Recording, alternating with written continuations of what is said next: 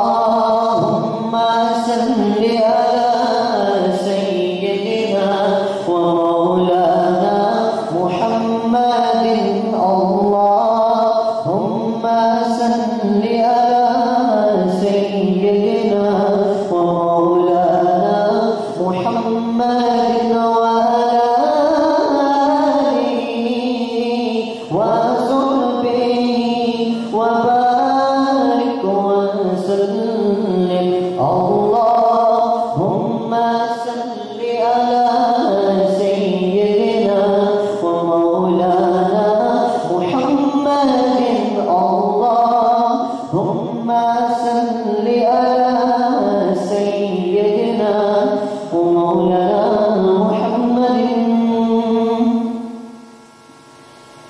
جشن آمد رسول اللہ ہی اللہ جشن آمد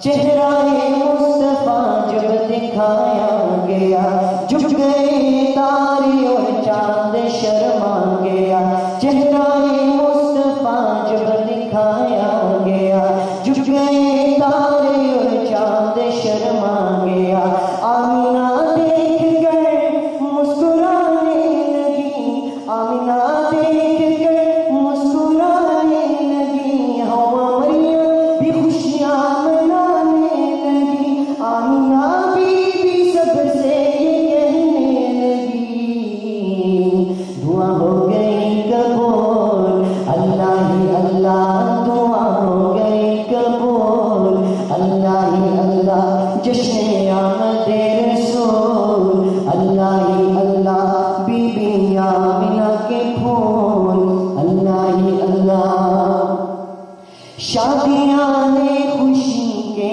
بجائے گئے شادیاں نے خوشی کے بجائے گئے شاد کے نام سب کو سنائے گئے شاد کے نام سب کو سنائے گئے ہر طرف شور صلی اعلیٰ ہو گیا ہر طرف شور صلی اعلیٰ ہو گیا آج پیدا حبیب خدا ہو گیا پھر تو جبریل نے بھی یہ اعلان کیا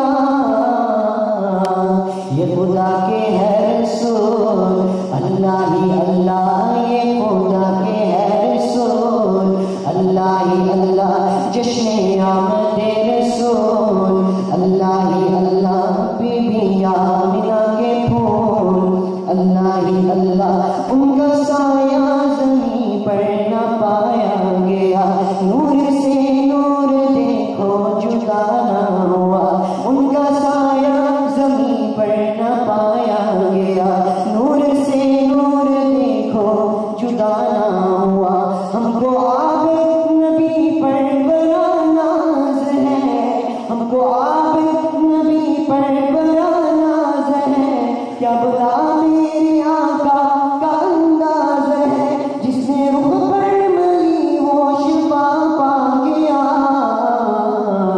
خاک طیبہ تیری دور اللہ ہی اللہ جشن آمد رسول اللہ ہی اللہ بی بی آمینہ کے پھول اللہ ہی اللہ جشن آمد رسول اللہ ہی اللہ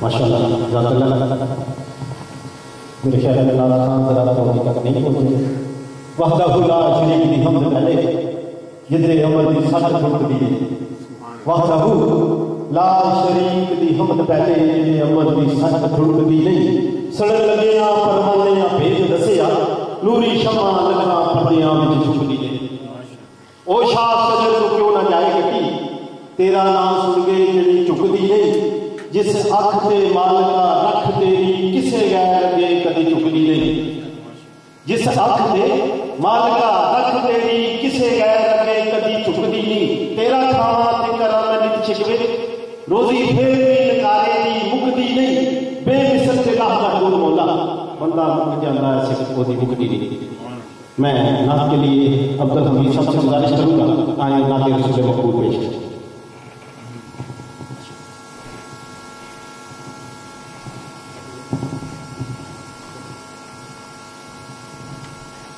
پڑھیے صلی اللہ علیہ رسول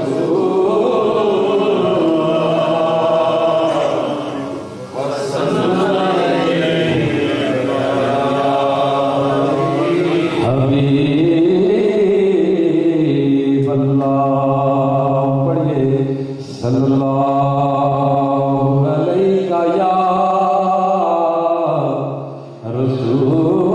رسول اللہ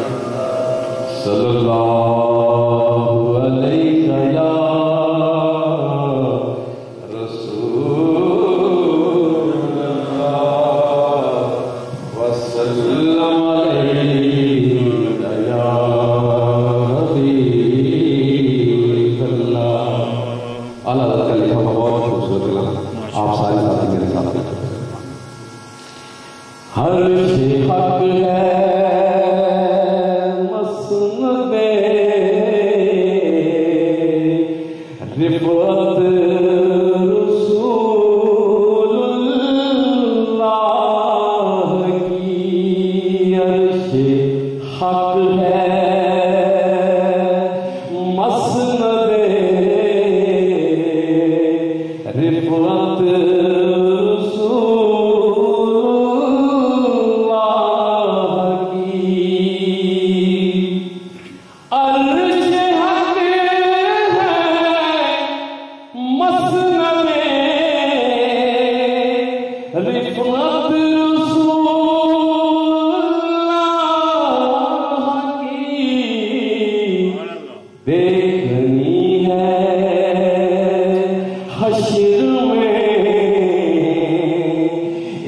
رفعت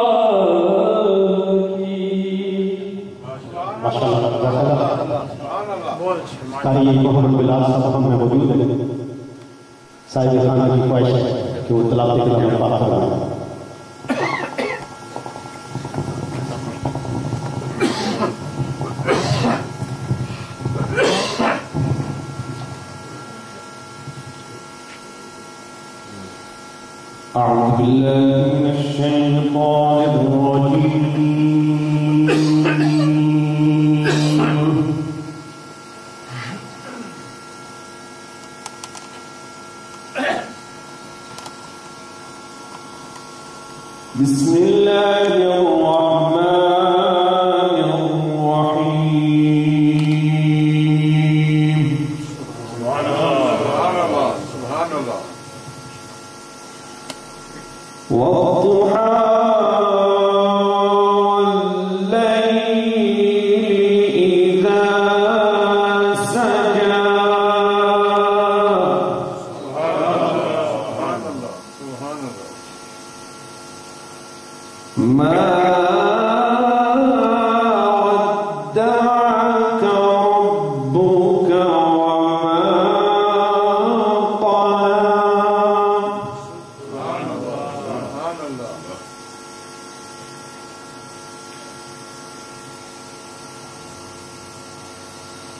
والضحى والليل إذا سجى.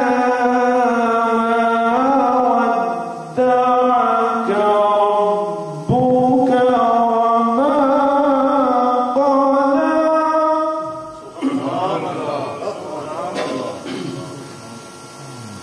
وللآخرة خير لك من الأولى.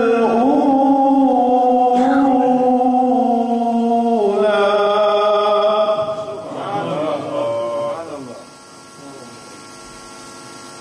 بسم الله الرحمن الرحيم.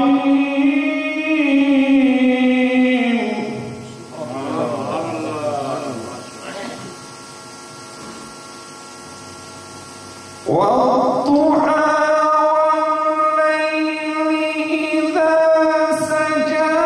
ما ودعك ربك وما قلى. وللآخرة خير لك من الأولى. ولسوف يعطيك ربك فترضى. سبحان الله ما شاء الله ما شاء الله.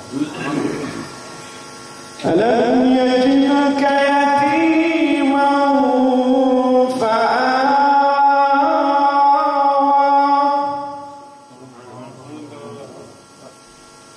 ألم يجدك يتيما فآوى.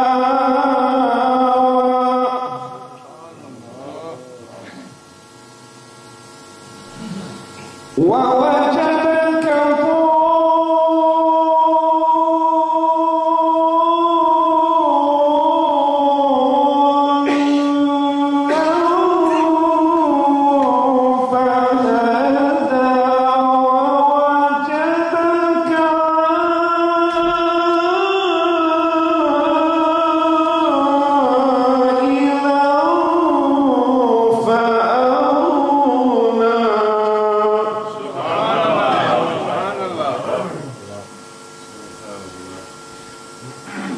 ألم يجدك يتيما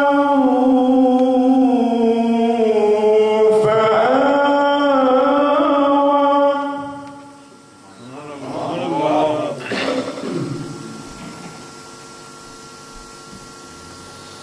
ووجدك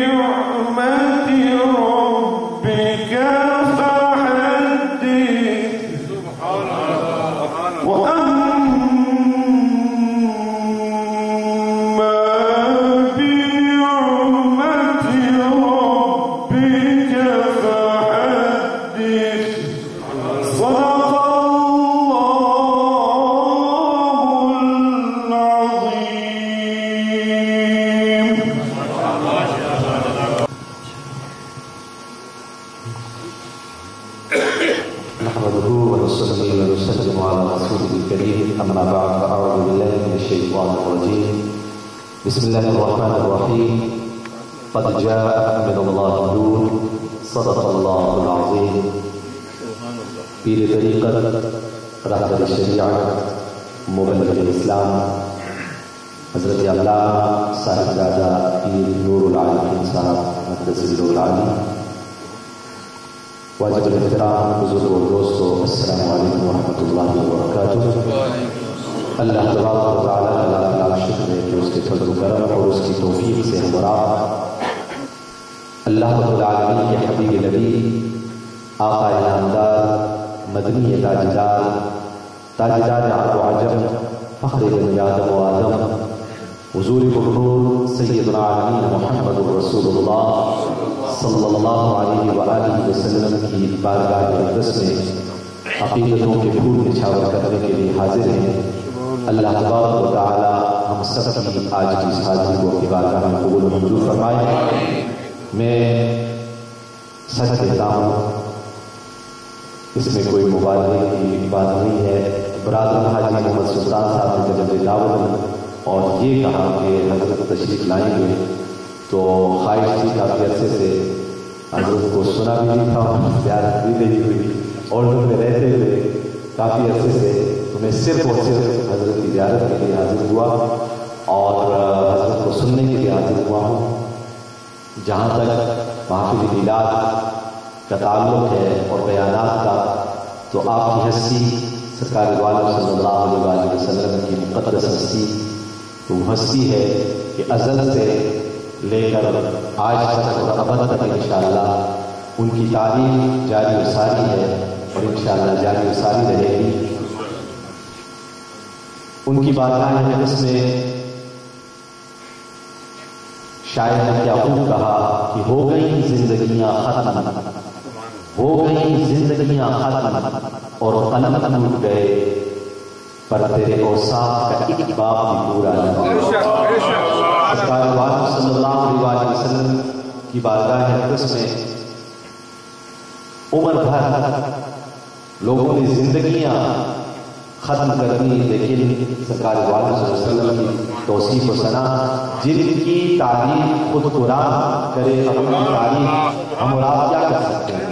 بہرحال آپ کی آمد کے حوالے سے چند اشعار میں دو تین منٹ کے لیے آپ کی خدمت میں عرض کرتا ہوں اور پھر میں حضرت کے حوالے میں کر دوں گا. آپ کی آمد کے حوالے سے کہنے والے نے کیا خوب کہا، مبارک ہو شہ دو سرا تشریف لے آئے، مبارک ہو شہ دو سرا تشریف لے آئے، مبارک ہو محمد مصطفیٰ تشریف لے آئے، مبارک ہو غم گسارے بے کساں تشریف لے آئے، مبارک ہو غم گسارے بے کساں تشریف لے آئے، مبارک ہو شفیع عاصیاں تشریف لے آئے، مبارک ہو رسول محتشم تشریف لے آئے، مبارک ہو نبی محترم تشریف لے آئے. وہ آئے جن کے آنے کی زمانے کو ضرورت تھی، وہ آئے جن کے آنے کی زمانے کو ضرورت تھی، وہ آئے جن کی آمد کے لیے بے چین فطرت تھی، وہ آئے جن کو ابراہیم کا نور نظر کہیے، وہ آئے جن کو ابراہیم کا نور نظر کہیے، وہ آئے جن کو اسماعیل کا تحت جگر کہیے، وہ آئے جن کے ہر نقش قدم کو رہنما کہیے، وہ آئے جن کے فرمانے کو فرمانے خدا کہیے، وہ آئے نالے یعقوب میں جن کا فسانہ تھا، وہ آئے نالے یعقوب میں جن کا فسانہ تھا، وہ آئے نغمے داؤد میں جن کا ترانہ تھا، وہ آئے جن کی خاطر مسترب تھی وادی مدحا، وہ آئے جن کی خاطر مسترب تھی وادی مدحا، وہ آئے جن کے قدموں کے لیے کعبہ ترستا تھا، وہ آئے جن کی خاطر مسترب تھی وادی مدحا، وہ آئے جن کے قدموں کے لیے کعبہ ترستا تھا، وہ آئے جن کو حق نے گود کی خلوت میں پالا تھا، وہ آئے جن کو حق نے گود کی خلوت میں پالا تھا، وہ آئے جن کے دم سے عرش اعظم پر اجالا تھا۔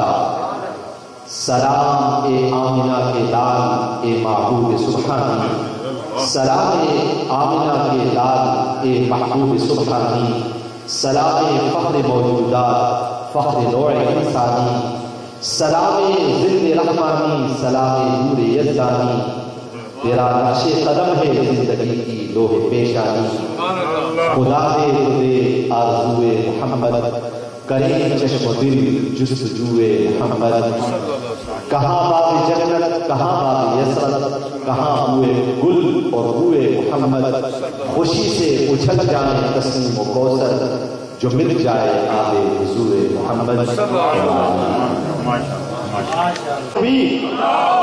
نعرہ رسالت، نعرہ رسالت۔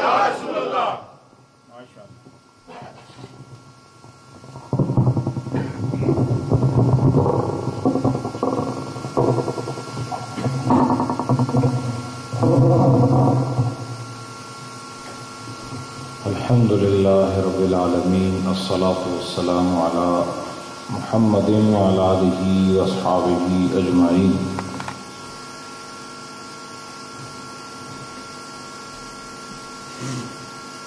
اما بعد، اعوذ باللہ من الشیطان الرجیم، بسم اللہ الرحمن الرحیم۔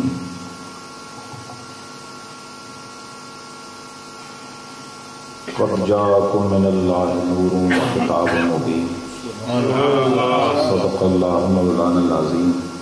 ان اللہ وملائکتہ یصلون علی النبی یا ایھا الذین آمنوا صلوا علیہ وسلموا تسلیما۔ اللہم صل علی سیدنا مولانا محمد وعلی آل سیدنا مولانا محمد وبارک وسلم وصلی علیہ۔ مجھ سے قبل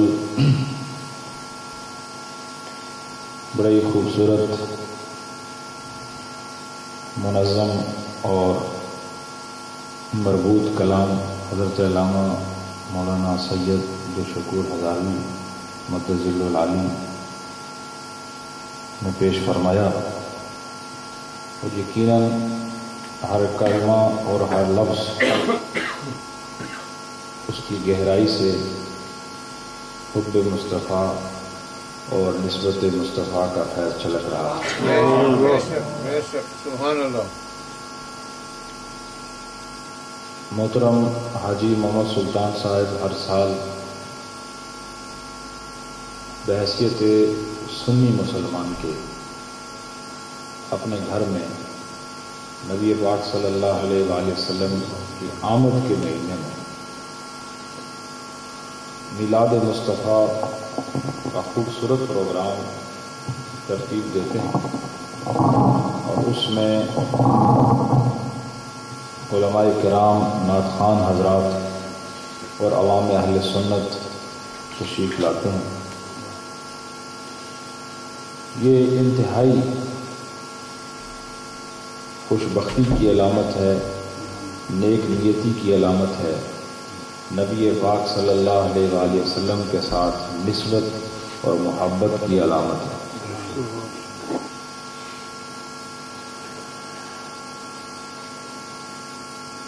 بڑی خوبصورت نعتیں پڑھی گئیں، خوبصورت تلاوت آپ نے سماعت فرمائی، اور میلاد مصطفیٰ صلی اللہ علیہ وآلہ وسلم کے عنوان اور اس کے پاکیزہ پروگرام کے حوالے سے میں نے ایک آیت کریمہ کو آپ کے سامنے تلاوت کیا جس میں آمد رسول صلی اللہ علیہ وآلہ وسلم کی خبر ہے اور نبی پاک کی آمد کے ساتھ ساتھ نبی کی شان اور آپ کی حقیقت کا بیان بھی ہے۔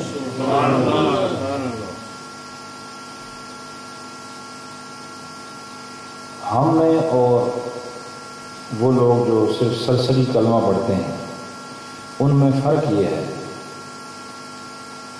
کہ ہم جب حضرت محمد مصطفیٰ صلی اللہ علیہ وآلہ وسلم کا ذکر کرتے ہیں تو ذہن میں صرف عظمت کا ہی خیال ہوتا ہے، دل دماغ میں صرف ان کی رفت کی بات ہوتی ہے، اور ہم جب انہیں محمد کہتے ہیں تو معمول کے مطابق نہیں کہتے بلکہ حقیقت کے اعتبار سے انہیں محمد سمجھتے ہیں۔ صرف محمد الرسول اللہ کہنے سے بات نہیں بنتی، ان کو محمد الرسول اللہ ماننے سے بات ہوتی۔ پہلی تو بات یہ کہ انہیں محمد مانو، اور دوسری بات یہ کہ رسول اللہ مانو۔ رسول اللہ ہونا محمد کو ثابت کرتا ہے، محمد ہونا رسول اللہ کو ثابت کرتا ہے۔ اس لیے جو سراپا تعریف ہو، جس کے اندر کوئی عیب اور کوئی ریب نہ ہو، اور جس کی شخصیت اور جس کی عادت اور خصلت میں ایک نقطہ بر اعتراض کی گنجائش نہ ہو، اسی کو محمد کہتے ہیں، اور جس میں یہ سارے کمالات ہوں ایسا محمد پھر رسول اللہ ہوگا، اور جس میں عیب ہو، جس میں نقص ہو، جس کو کسی چیز کی خبر ہی نہ ہو، وہ محمد بھی ہو اور پھر رسول اللہ بھی ہو، یہ ہو نہیں سکتا۔ محمد وہی ہوگا جو رسول اللہ ہوگا، اور رسول اللہ وہ ہوگا جو محمد ہوگا۔ نعرہ تکبیر، اللہ اکبر، نعرہ رسالت، یا رسول اللہ، نعرہ رسالت، یا رسول اللہ، نعرہ تحقیق، نعرہ حیدری، ماشاءاللہ۔ تو نبی پاک صلی اللہ علیہ وآلہ وسلم کی جب آمد کی بات کرتے ہیں تو کیا وہ نبی عام ہیں، اور کیا ان کی شخصیت عام ہے، اور کیا ان کی شریعت عام ہے، کیا ان کی کتاب عام ہے، کیا ان کا زبانہ عام ہے، کیا ان کی اولاد عام ہے، کیا ان کی ازواج عام عورتیں ہیں، اور کیا ان کے یاران سفر تبلیغ وہ عام ہیں، اور کیا ان کا قانون اسلام عام ہے۔ جب ہم دیکھتے ہیں تو ہر چیز خاص ہے، اور اتنی خاص ہے کہ اس سے پہلے ایسا کچھ دیکھا ہی نہیں گیا۔ یعنی خصوصیت کا معیار یہ ہے کہ ان سے قبل ایسا کبھی دیکھا ہی نہیں گیا، اور جب ان کی شخصیت عام نہیں، ان کی ذات عام نہیں، ان کی صفات عام نہیں، ان کی شریعت عام نہیں، ان کی نبوت عام نہیں، ان کی رسالت عام نہیں، ان کا گھرانہ عام نہیں، ان کے صحابہ عام نہیں، ان کی امت عام نہیں، تو پھر ان کی ولادت عام کیسے ہو سکتی ہے؟ جب ہر چیز میں اللہ نے خصوصیت رکھی تو پھر ولادت میں بھی خصوصیت رکھی ہے، اور ساری کائنات میں لوگ آتے رہے جاتے رہے، لیکن ایسا آنا کسی کا آنا نہیں، اور ایسی پیدائش کسی کی پیدائش نہیں، اتنی خوبصورت آمد کسی کی آمد نہیں، جس میں نور بھی آیا، خود بھی نور تھا، اور نور کے آنے سے پہلے جسم آمنہ سے ایک نور پھر خارج ہوا، اور حضرت آمنہ نے خود فرمایا کہ اس نور میں نے قصور شام کو دیکھا اور شام کے محلات کو دیکھا۔ میں آپ سے پوچھتا ہوں کہ کسی بھی آمد پر ایسا واقعہ اس سے پہلے آپ نے سنا ہو، آپ نے دیکھا ہو، آپ نے پڑھا ہو، یا کہیں یہ تحریر موجود ہو، کسی کی تقریر موجود ہو، کہیں ایسا نہیں ہوا کہ کسی کی آمد سے پہلے اس کی ماں کے جسم سے نور بھی خارج ہوا ہو، لیکن نبی پاک بعد میں پیدا ہوئے، پہلے جسم آمنہ سے ایک نور نکلا۔ اس نور کے نکلنے کی حکمت میں یہ سمجھتا ہوں کہ اس نور نے آ کے خبر دی کہ جو میرے پیچھے آنے والا ہے وہ بھی نور آ رہا ہے۔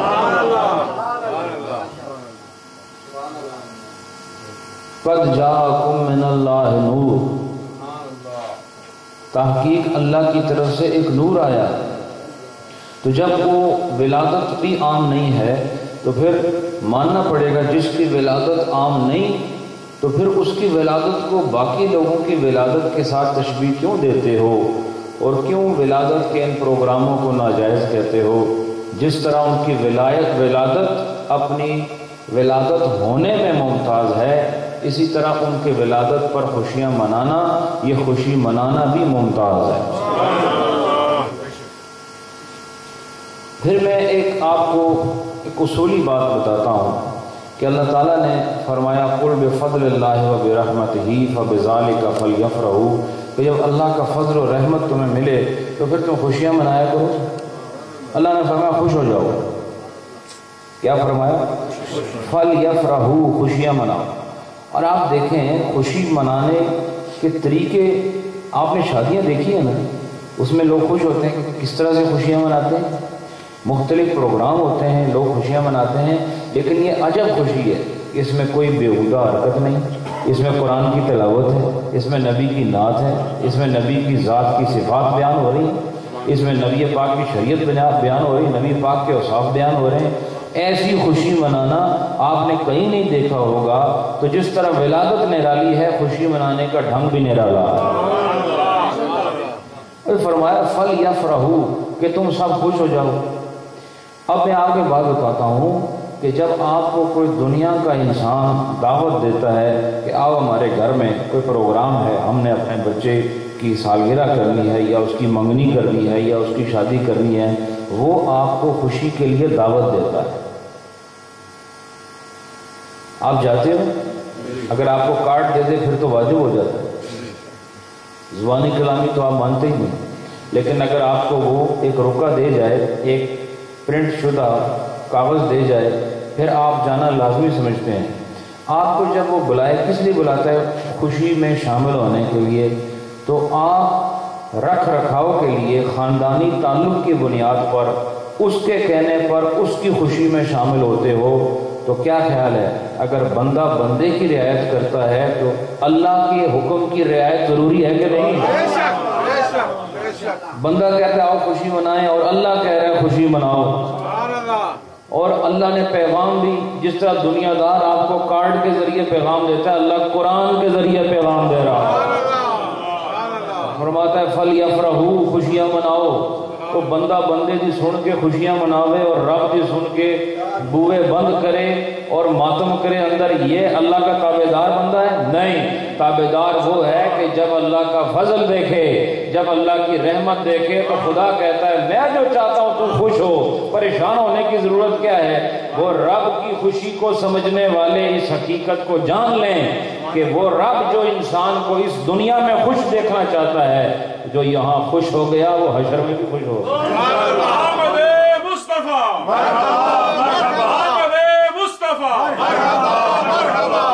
آپ یہاں پر خوشیاں نہیں مناتے ہیں تو وہاں کیسے خوشی ملے گی آپ کو؟ اور اللہ خود کہہ رہے فلیفرحوا، چاہیے یہ کہ یہ خوشیاں منائیں، یہ لفظی ترجمہ ہے، چاہیے کیا کہ یہ خوشیاں منائیں۔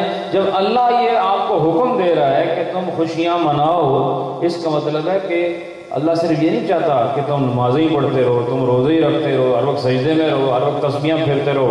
اللہ اپنے بندے سے محبت کرتا ہے، وہ چاہتا ہے کبھی کبھی خوش بھی تو ہوا کرو، خوشیاں مناؤ۔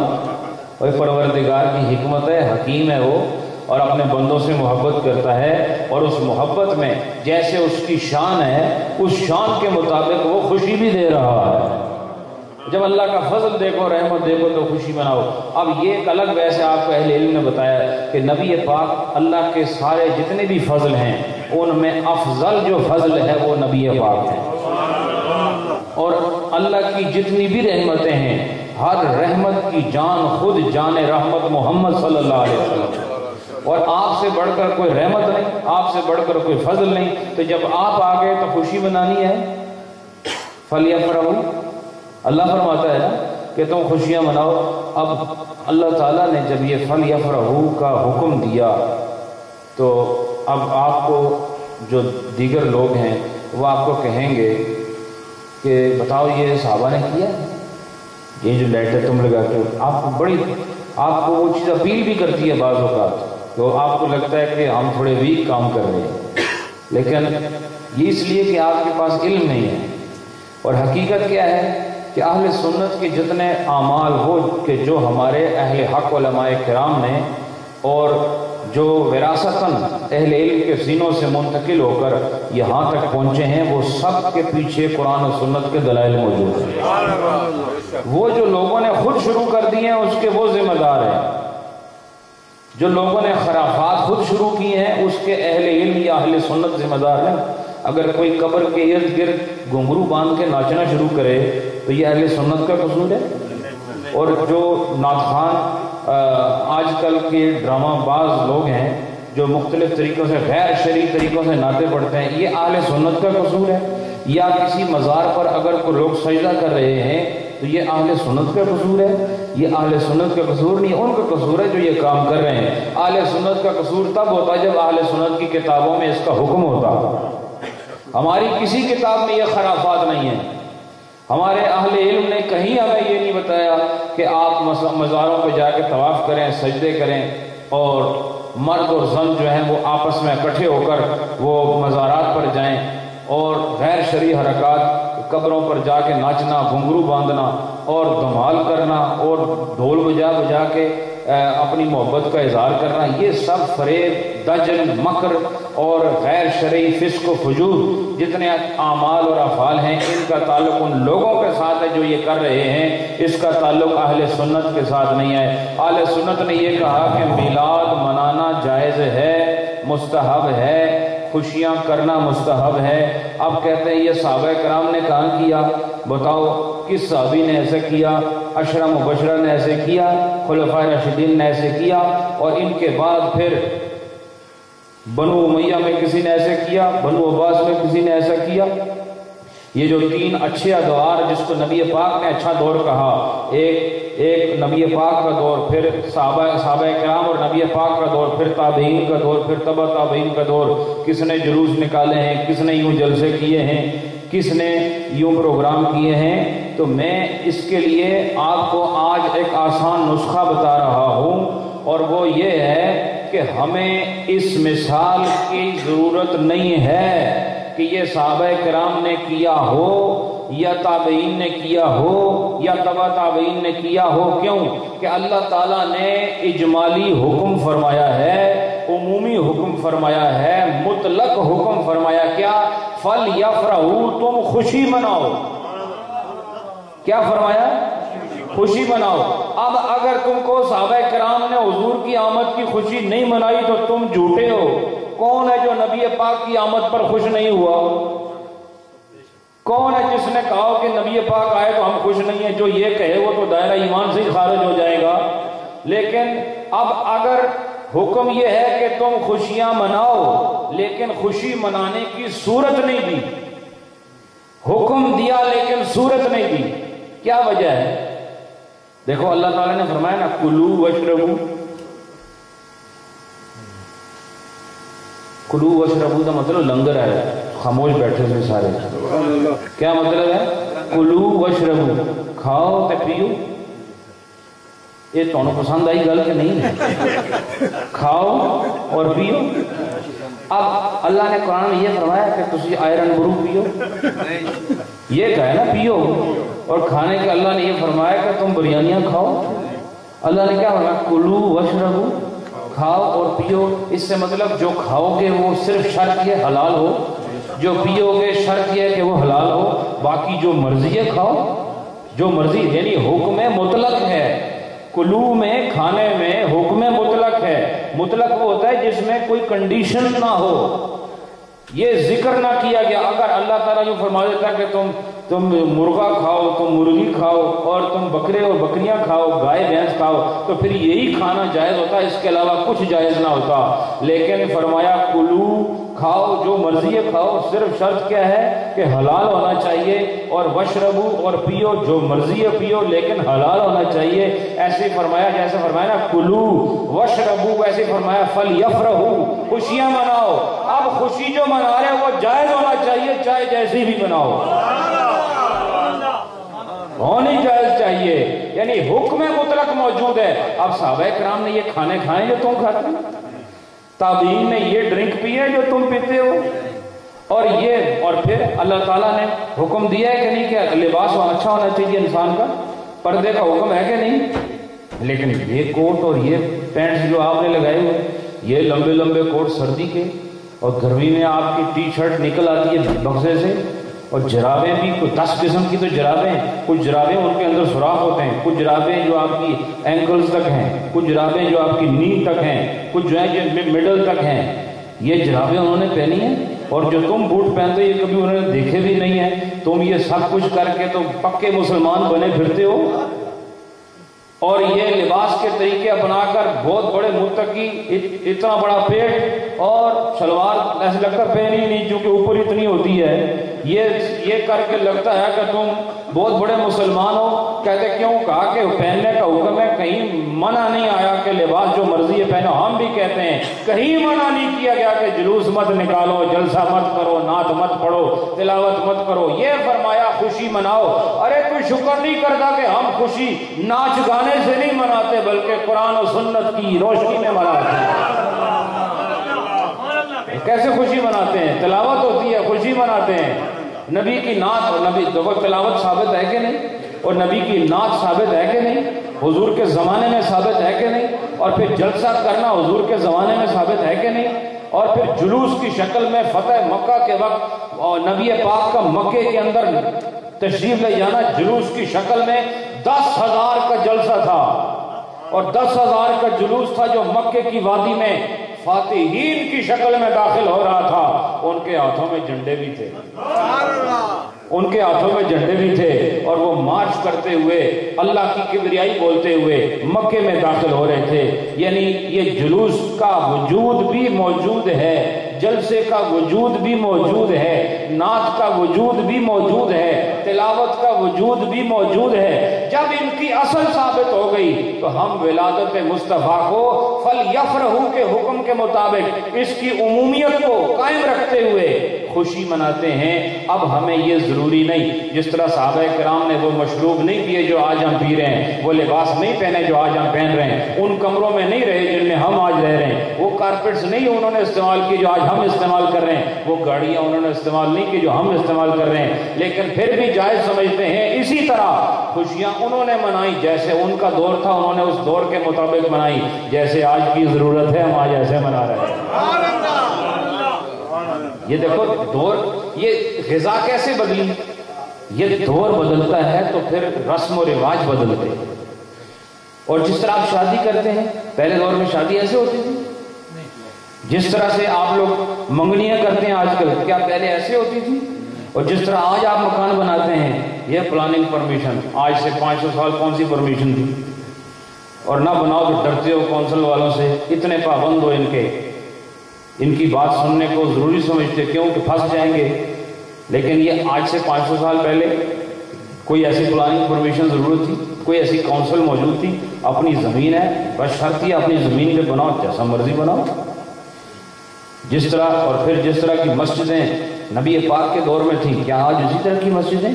نبی پاک کے دور میں مسجد کے اندر کوئی محراب نہیں تھا، مسجد کے اندر کوئی مینار نہیں تھا، مسجد کے اوپر کوئی گنبد نہیں تھا، لیکن آج چاہے وہ سنی ہو، وہ شیعہ ہو، یا وہابی ہو، بریلوی ہو، دیوبندی ہو، جو مرضی بلا ہو، ہر ایک کی مسجدیں اپنے طرز پر تبدیل ہوئی نظر آتی ہیں۔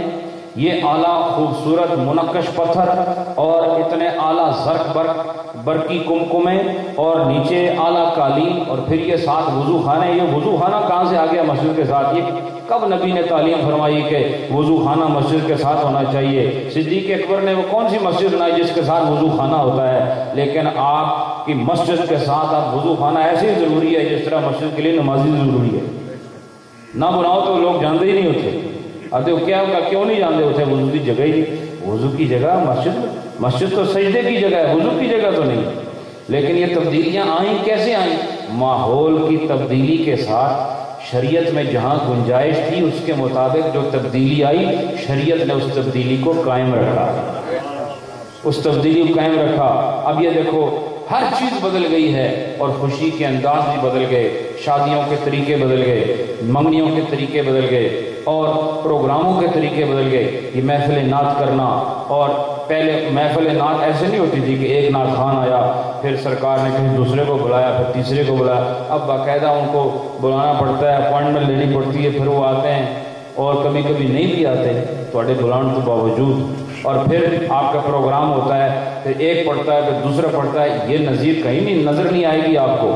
پھر اگر ہم نعت کی محفل کرتے ہیں تو یہ محفل قرات کی محفل کرتے ہیں، یہ سمجھتے ہیں کہ ہم جو ہے عین اسلام کی خدمت کر رہے ہیں، کہ مصر سے قاری بلائے ہو، شام سے قاری بلائے، اور ملائیشیا سے قاری بلائے، ہندوستان سے، افغانستان سے اور پاکستان کے قاری بلا کے کہا کہ محفل قرات ہو۔ اس طرح میں آپ کو پوچھتا ہوں کہ اس طرح محفل قرات نبی پاک نے کہاں کرائی ہے؟ محفل نعت کا ثبوت تو ہے کہ حضور نے ممبر پہ حضرت حسان کو بٹھا کے کھڑا کر کے کہا کہ جاؤ اور میرے ممبر پہ کھڑے ہو کر میری حمد، میری ثنا کرو، میری تعریف کرو، اشعار کہو۔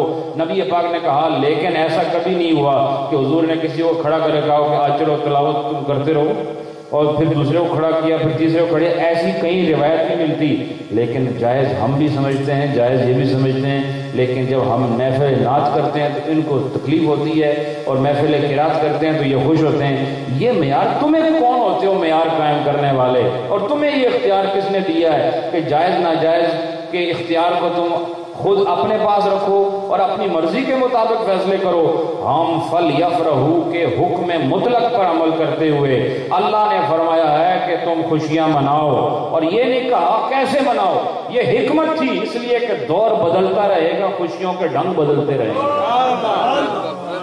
اگر وہ خوشی کا طرز ایک بناتا پھر اسی کے اندر رہنا ضروری تھا، لیکن اللہ نے فرمایا بس خوشی مناؤ۔ جیسے فرمایا نا کھاؤ، کوئی ساتھ یہ نہیں کہا کیا کھاؤ، کیا کھاؤ کہتا تو پھر اس کے اندر رہنا پڑتا، لیکن صرف یہ کہا حرام نہ ہو، باقی جہان میں جو کچھ ملتا ہے اس کو کھاتے چلے جاؤ۔ اسی طرح خوشیوں کا حکم ہے۔ اب مجھے بتاؤ کہ وہ جو آنے والا ہو وہ اللہ کا فضل بھی ہو، اللہ کی رحمت بھی ہو، اور خدا کا نور بھی ہو۔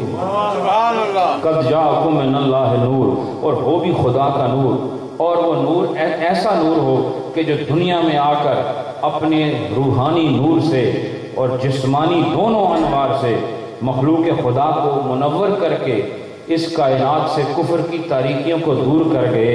اس سے بڑی اور خوشی کا موقع کیا ہوگا کہ بندے نے اپنے رب کو پہچان لیا، اور بندے نے بتوں سے منہ موڑ کر رب العالمین کی طرف رخ کیا، اور بندے نے اپنے رب کی معرفت حاصل کر لی، اور وہ قبر اور حشر کے فتنوں سے محفوظ ہو گیا، اس کی آخرت سنور گئی۔ یاد رکھو جس کی آمد سے تمہاری آخرت سنور جائے وہی سب سے بڑی نعمت ہے، اور یہ نعمت کیا ہے؟ یہ جناب رسول اللہ صلی اللہ علیہ وآلہ وسلم ہے۔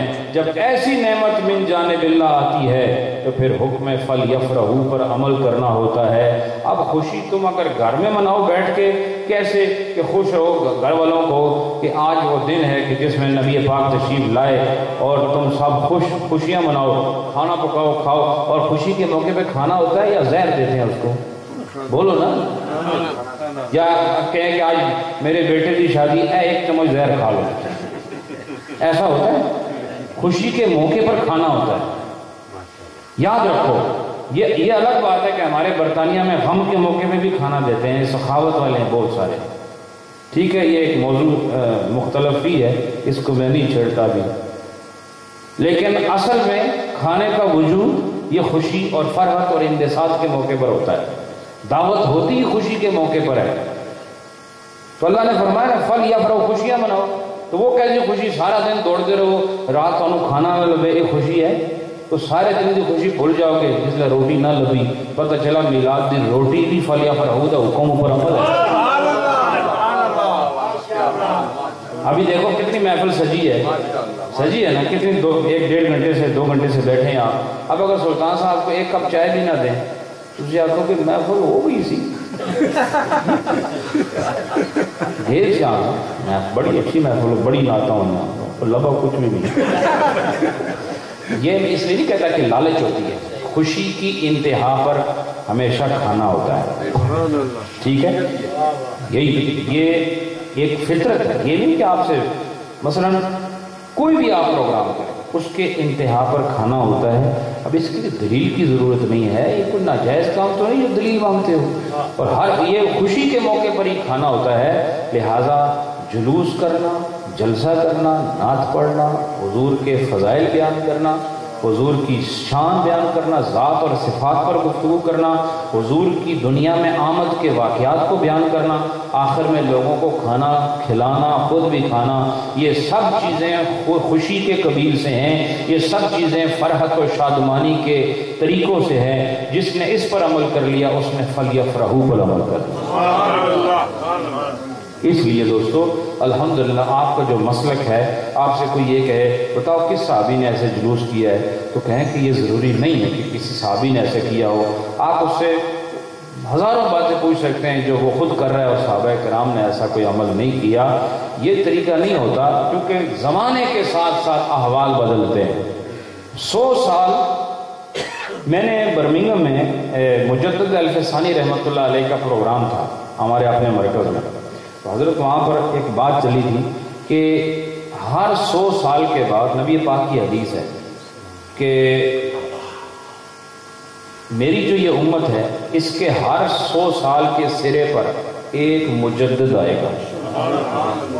کتنے سال؟ 100 سال. ہر 100 سال کے بعد اس کے سرے پر ایک مجدد آئے گا. اور وہ کیا کرے گا؟ وہ آئے گا اور لوگوں کے لیے اس دین کی تجدید کرے گا. اور اہل علم نے پھر یہ بیان کیا کہ کیا وجہ ہے کہ یہ مجدد 20 سال بعد کیوں نہیں آتا, یہ مجدد 50 سال بعد کیوں نہیں آتا. تو نبی پاک بھی تو خدا کی طرف سے دی ہوئی حکمت سے بات کرتے ہیں, وہ اپنی مرضی سے نہیں بولتے. انہوں نے کہا وجہ یہ ہے کہ 100 سال کے بعد نسلیں بدل جاتی ہیں, رنگ بدل جاتے ہیں, عادتیں بدل جاتی ہیں اور ماحول بدل جاتا ہے. پرانی باتیں یاد نہیں رہتی. وہ پھر سے ایک بندہ آ کے ان کو پھر راستے والے حق پر چلا دیتا ہے, حق والے راستے پر, حق کے راستے پر چلا دیتا ہے. کس طرح چلاتا ہے؟ اس ماحول کے مطابق ان کو گمراہ ہونے سے بچا کر اسی ماحول میں رکھتا ہے. اور یہ تاریخ گواہ ہے کہ اسی طرح ایک صدی ایسی آئی, ایک صدی 14ویں صدی ایسی آئی, 13ویں صدی ایسی آئی, اور جس میں مجدد الف ثانی بھی نظر آ رہے ہیں. اور آپ کو آخری مجدد جو نظر آتے ہیں وہ اعلیٰ حضرت نظر آتے ہیں کہ ہر 100 سال کے بعد اتنا ماحول بدل جاتا ہے کہ اگر کوئی مجدد نہ آئے تو پھر گمراہ ہونے میں کوئی دیر نہیں لگتی. لیکن الحمدللہ یہ مجدد جب بھی آئے ہیں سنی مسلک میں آئے.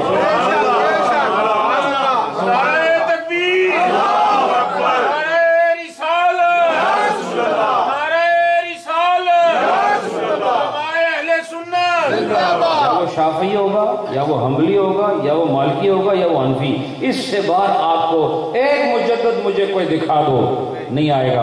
اور کہا کہ یہ ہے وہ مجدد جو 100 سال بعد آتا ہے, اور ایک مجدد اور ہے جو 1000 سال کے بعد آتا ہے, اور وہ ہے مجدد الف ثانی.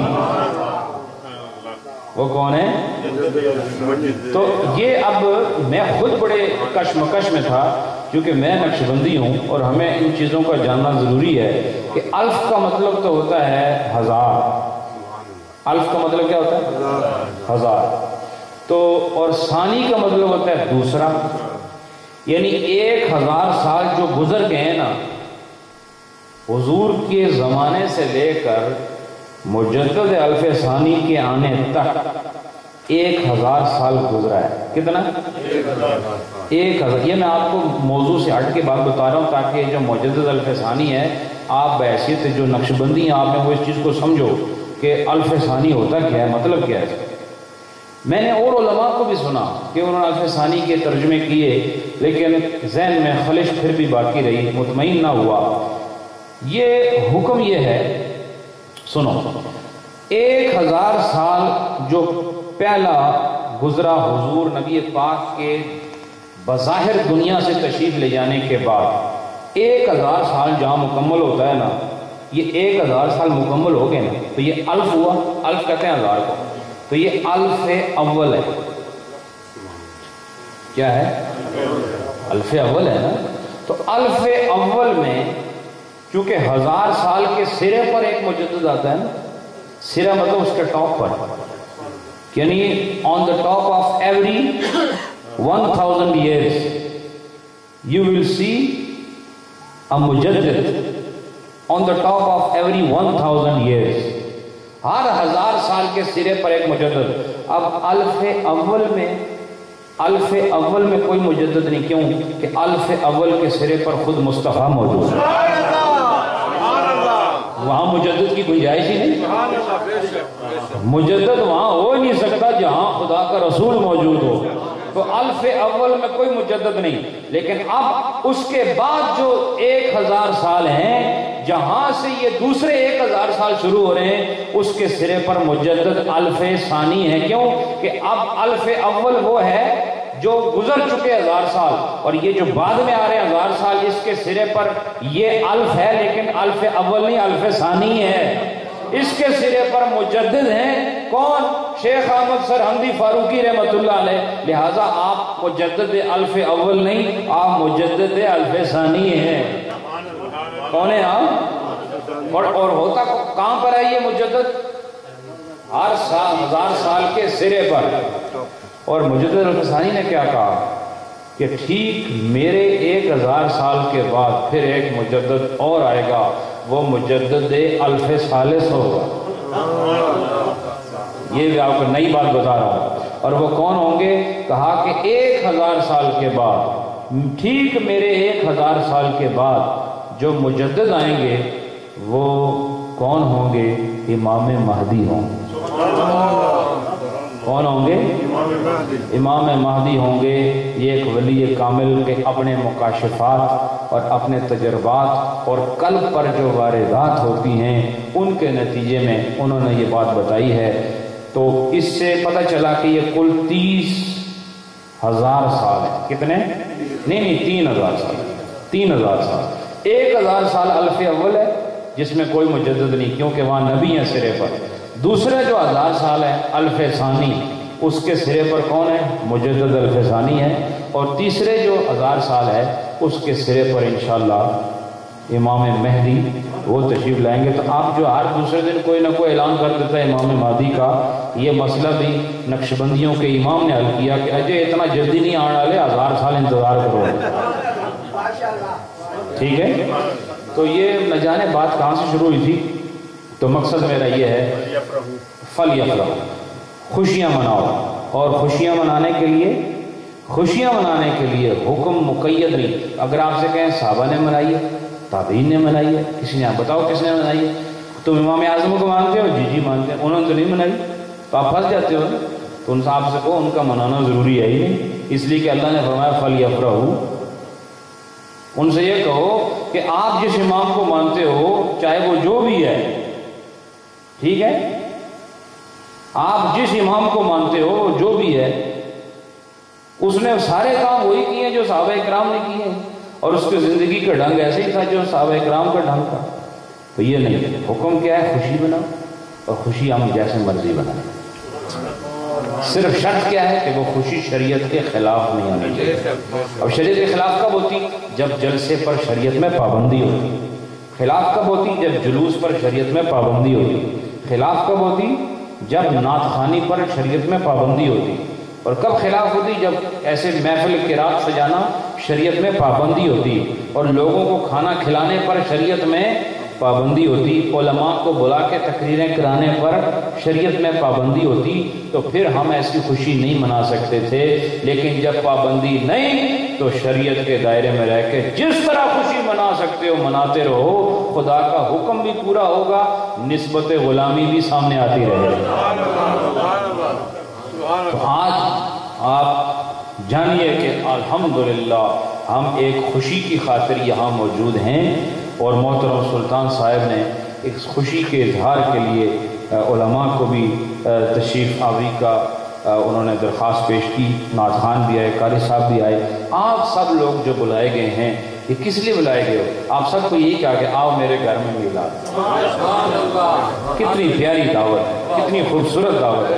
میلاد کیا ہے؟ انہوں نے کبھی زندگی میں اپنے پیدائش پر اتنا بڑا اجتماع کبھی نہیں کیا ہوگا، اپنے بچے کی پیدائش پر اتنا اجتماع نہیں کیا ہوگا۔ ہر سال جس طرح انہوں نے نبی پاک کے لیے کر رہے ہیں، کیا وجہ ہے؟ انہوں نے یہی بتانا چاہا اصل میں، اور ہر آدمی یہ بتانا چاہتا ہے کہ ساری کائنات میں نبی کی مثل کوئی نہیں، اور انہی کے حق یہ ہے کہ ان کا ہر سال میلاد ہو، ہر مہینے میلاد ہو، ہر ہفتے میلاد ہو، ہر دن میلاد ہو۔ شرط یہ ہے کہ جو کچھ اس میں کرو وہ خلاف شرع نہ ہو۔ ٹھیک ہے؟ تو آج کے بعد اگر آپ کو کوئی یہ چیز کہے کہ یہ کہاں سے ثابت ہے، تو میں نے آپ کو قرآن پاک کی آیت سے یہ چیز بتا دی ہے۔ ان سے یہ کہو، علمی زبان میں اس کو کہتے ہیں کہ فَلْيَفْرَحُوا حکم مطلق ہے۔ فَلْيَفْرَحُوا کیا ہے؟ مطلق کیا ہوتا ہے؟ کہ جس میں کسی چیز کے ساتھ حکم کو قید نہ کیا ہو۔ قید کی مثال کیا ہے؟ جس طرح مثلا اللہ کہے آپ کو فَاذْكُرُونِی، اللہ کیا کہتا ہے؟ مجھے یاد کرو۔ اب اگر آپ سبحان اللہ کہو تو کس کی یاد ہے؟ الحمدللہ کہو تو کس کی یاد ہے؟ اور استغفر اللہ کہو تو کس کی یاد ہے؟ سبحان ربی الاعلیٰ کہو تو کس کی یاد ہے؟ تو اللہ نے کیا کہا؟ مجھے یاد کرو۔ اب یاد کرنے کا حکم ہے جس طرح مرضی یاد کرو، کوئی قید لگائی تو حکم مطلق ہے۔ کیا ہے؟ ہاں اگر وہ کہتا ہے فَاذْكُرُونِی بِسُبْحَانَ رَبِّیَ الْأَعْلَىٰ، اگر یوں قرآن میں کہتا فَاذْكُرُونِی بِسُبْحَانَ رَبِّیَ الْأَعْلَىٰ کہ مجھے یاد کرو سبحان ربی الاعلیٰ سے، تو پھر کچھ اور نہیں پڑھ سکتے تھے۔ کیوں؟ کہ اب یہ حکم مطلق نہیں، حکم مقید ہے۔ کیا ہے یہ حکم مقید ہے۔ یہ اب مقید ہو گیا، اس میں کوئی اور ذکر نہیں ہو سکتا۔ لیکن اس نے کیا کہا؟ فَاذْكُرُونِی، مجھے یاد کرو۔ اب جس نے اللہ پڑھا اس نے اس کو یاد کیا، جس سبحان اللہ پڑھا اس نے اس کو یاد کیا، جس نے الحمدللہ پڑھا اس نے اس کو یاد کیا، جس نے استغفر اللہ پڑھا اس نے اس کو یاد کیا۔ اسی طرح جس نے جلوس کیا اس نے خوشی منائی، جس نے جلسہ کیا اس نے خوشی منائی، جس روٹی کھادی تے کھلائی انہوں نے خوشیاں منائیاں، جس نعت پڑھی انہوں نے خوشی منائی، جس تلاوت کی تھی انہیں خوشی منائی۔ اللہ نے نہیں فرمایا اس طرح خوشی مناؤ، اللہ فرمایا جس طرح مناؤ خوشی مناؤ۔ اس کو کہتے ہیں حکم مطلق۔ کیا کہتے ہیں؟ الحمدللہ ہم حکم مطلق پر عمل کر کے یہ نبی پاک کی آمد اور آپ کے اللہ کے فضل اور اس کی رحمت ہونے پر یہ مجلس قائم کی ہے ہم نے، اور کرتے رہیں گے۔ تھوڑا سا کلمہ شریف کا ذکر پھر دعا، تھوڑا سا پہلے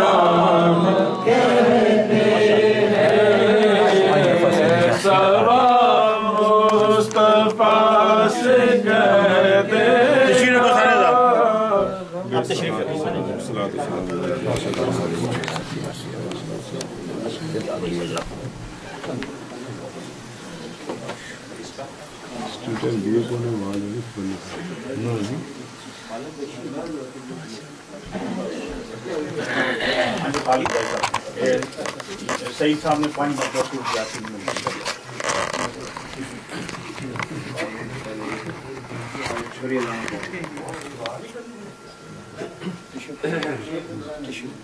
ایسے ٹیشو پہ ایسے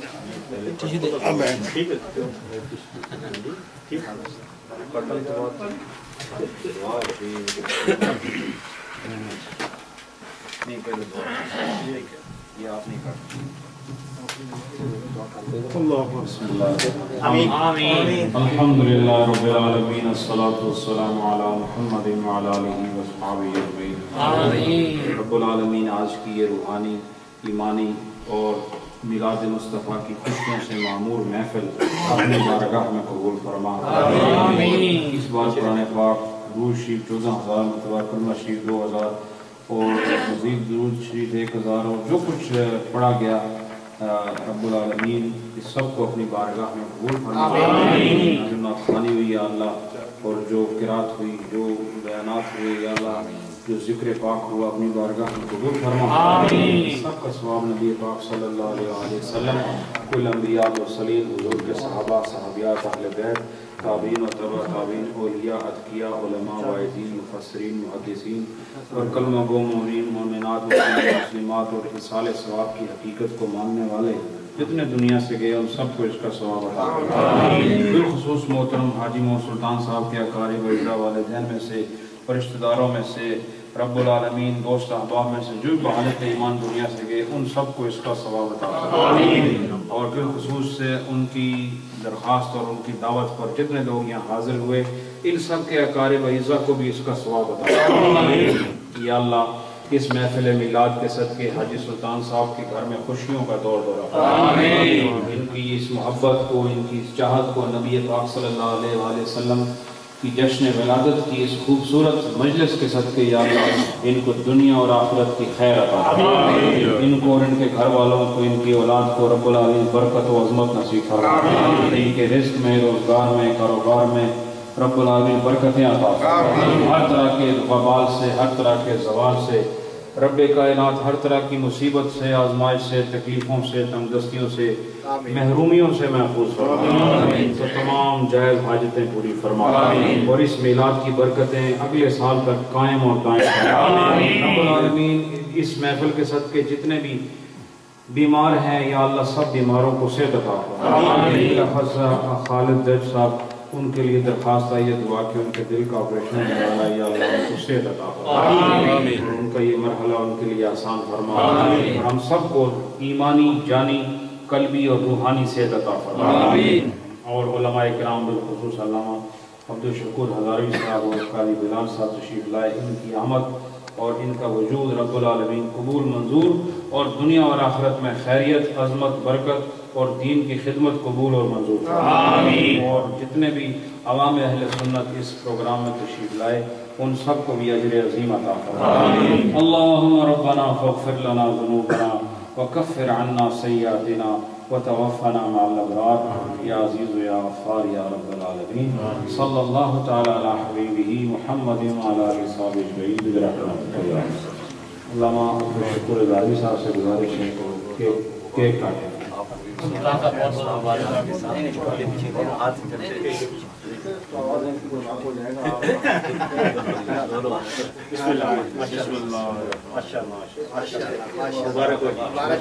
نعرہ تکبیر، نعرہ رسالت، نعرہ حیدری، آمد مصطفیٰ، آمد مصطفیٰ، چہرہ والضحیٰ.